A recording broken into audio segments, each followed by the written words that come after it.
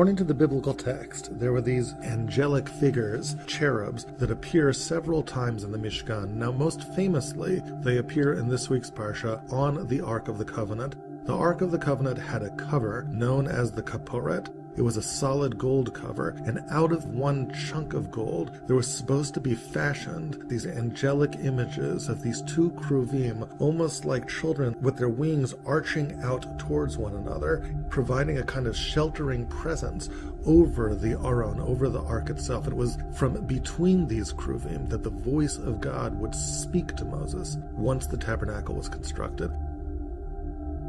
So this is the most famous place where we encounter the Kruvim in the Mishkan, but it's not the only place. We also find them two other places, one of them on the Parochet. Now the Parochet was a kind of veil. It was woven out of beautiful tapestry. Woven into the veil was supposed to be these representations of Kruvim as well. This veil was placed between the Holy of Holies, where the Ark was, and the rest of the Mishkan to separate between the Holy of Holies and the rest of the Mishkan. That's how the verse describes what the Parochet is doing. So the Parochet had Kruvim. And then one more place you encounter the Kruvim, the Yeriot. There were these curtains that formed a kind of roof of the Mishkan. They draped out from the roof over onto the sides of the walls. In the tapestry for these curtains, there had to be Kruvim inlaid in them as well. And the question is why? Why are there Kruvim in the Mishkan at all? And why are they, in particular, in these three places in the Mishkan? You don't find them etched into the menorah. You don't find Kruvim on any of the altars. You don't find them inlaid into the Shulchan. You don't find them anywhere else, but you find them here. You find them on the kaporet, the covering for the ark. You find them on the veil, the parochet. You find them on the Yeriot. Why are they here in the Mishkan, and why are they here in these three particular places? This is the mystery that I'd like to use to begin our journey into understanding the Mishkan from a whole new perspective. Any discussion of the Kruvim in the Mishkan, I think, would have to take some account of the last time we've met Kruvim. We really only meet them one other time in the entire Torah. It's at the gates of the Garden of Eden. When God decides to banish Adam and Eve from the Garden of Eden, never to return, he sets up two cherubs with a flaming double-edged sword to guard back the way towards the tree of life, to make sure that Adam and Eve will never return. And it would seem that in some way there must be a connection between those cherubs at the gates of Eden and the cherubs here in the Mishkan. In addition, another thing to keep in mind is the contrast between these two sets of cherubs. The first ones are holding that flaming double-edged sword.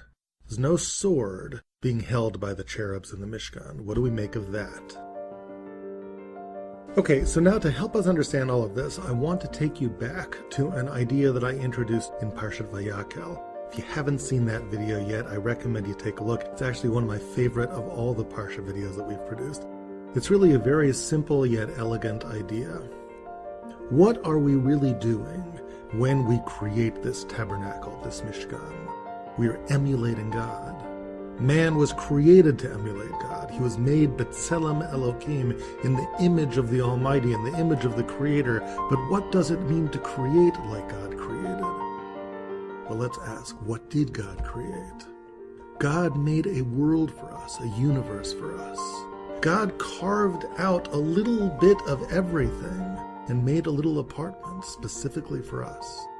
God lives in the world beyond our own, in a world beyond space and time, in some world that we can't understand. And God carved out a little piece of that so that the one that he could love would be able to live.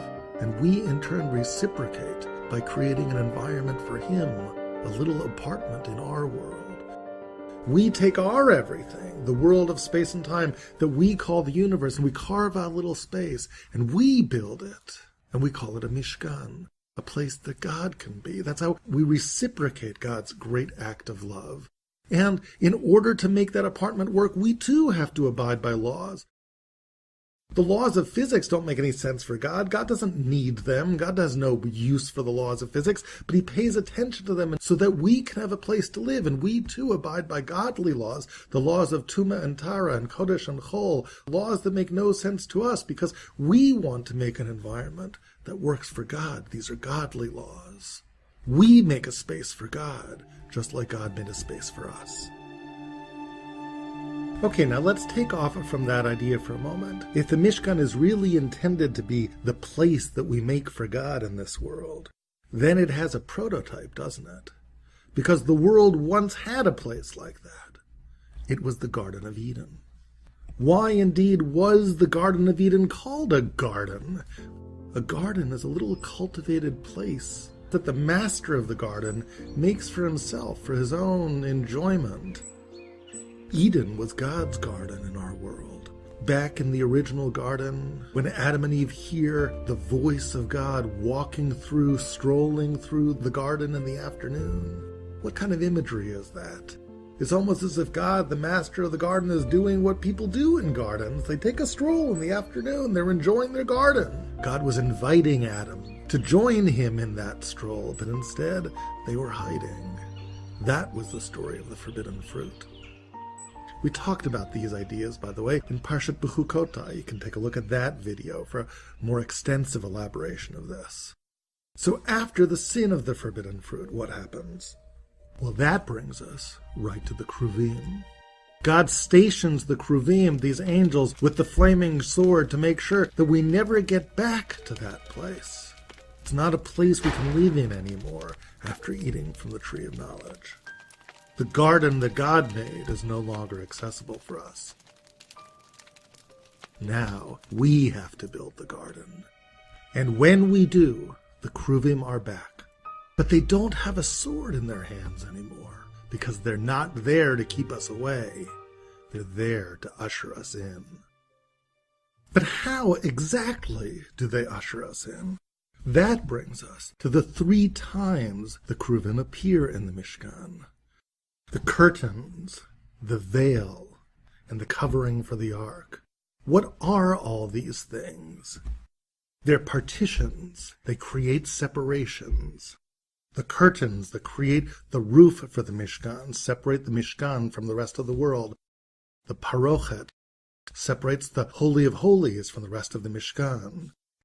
And the kaporet, the covering for the ark, separates what's inside from what's outside, from the rest of the Holy of Holies. Now ask yourself one final question. 3 partitions that separate. If that's what we make when we create an apartment for God, what did God do when he created the apartment for us? The apartment for us was the universe itself. Go back to the creation story when that universe got made, and you will find 3 separations. Vayavdel Elokim ben ha'or ben ha'choshech. First, God separates between light and darkness. Then, God separates between waters to create air, to create sky. And then, God separates day from night using the luminaries in the heavens to allow human beings a consistent experience of time, to understand what days are, months, years, through the cycles of darkness and light brought to us through the heavenly bodies. God made 3 separations to set up our world. We make 3 separations to set up the little world that we're making for him. And isn't it interesting that on each of these partitions that we create, we meet Kruvim, the angelic beings that were part of a 4th separation in creation, a separation that shouldn't have been there, a separation that locks us out of God's world forever, locks us out of the garden. The instruments of that very separation, the Kruvim with their flaming sword, they show up one more time, but without the sword, ushering us back in to this garden that we create for God. The Kruvim bring us through the partitions, from one separation, the curtains, to the other, the parochet, to the kaporet, where we finally encounter the voice of God itself. It's the voice we human beings have a faint memory of, going all the way back to the original garden. When Adam and Eve encountered God in the garden, how did they encounter him? Vayishmu et kol Elokim mithalech bagam l'ruach hayom. They heard the voice of God walking through the garden in the afternoon. The Kruvim bring us back there. They bring us home.